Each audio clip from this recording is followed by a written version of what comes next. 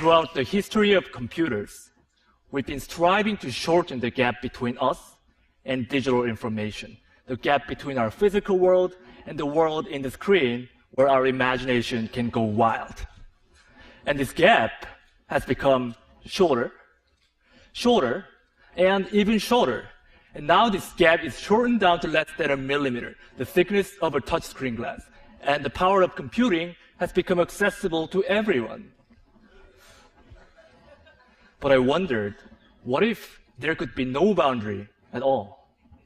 I started to imagine what this would look like. First, I created this tool which penetrates into the digital space. So when you press it hard on the screen, it transfers its physical body into pixels. Designers can materialize their ideas directly in 3D, and surgeons can practice on virtual organs underneath the screen.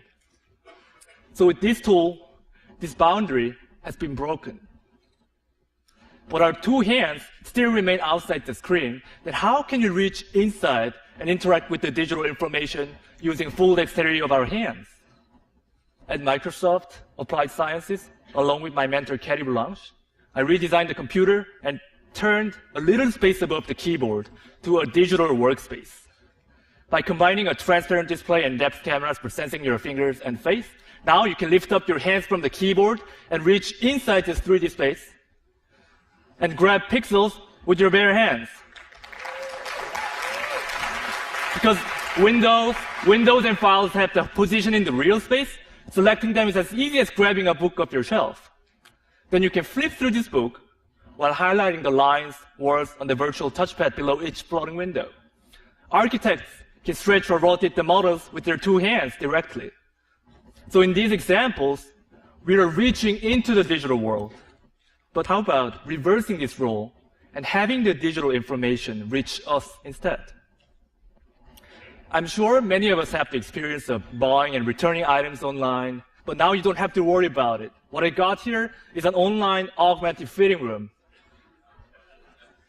This is a view that you get from head-mounted or see-through display when the system understands the geometry of your body. Taking this idea further, I started to think, instead of just seeing these pixels in our space, how can we make it physical so that we can touch and feel it? What would such a future look like? At MIT Media Lab, along with my advisor Hiroshi Ishii and my collaborator Remy Post, we created this one physical pixel. Well, in this case, this spherical magnet acts like a 3D pixel in our space, which means that both computers and people can move this object to anywhere within this little 3D space. What we did was essentially canceling gravity and controlling the movement by combining magnetic levitation and mechanical actuation and sensing technologies. And by digitally programming the object, we're liberating the object from constraints of time and space, which means that now human motions can be recorded and played back and left permanently in the physical world.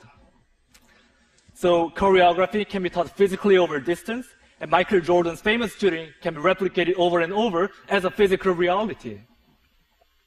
Students can use this as a tool to learn about the complex concepts such as the planetary motion, physics. And unlike computer screens or textbooks, this is a real, tangible experience that you can touch and feel, and it's very powerful.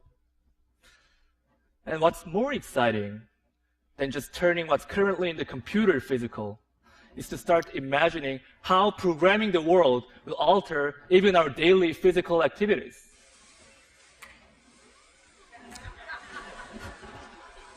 As you can see, the digital information will not just show us something, but it will start directly acting upon us as a part of our physical surroundings without disconnecting ourselves from our world.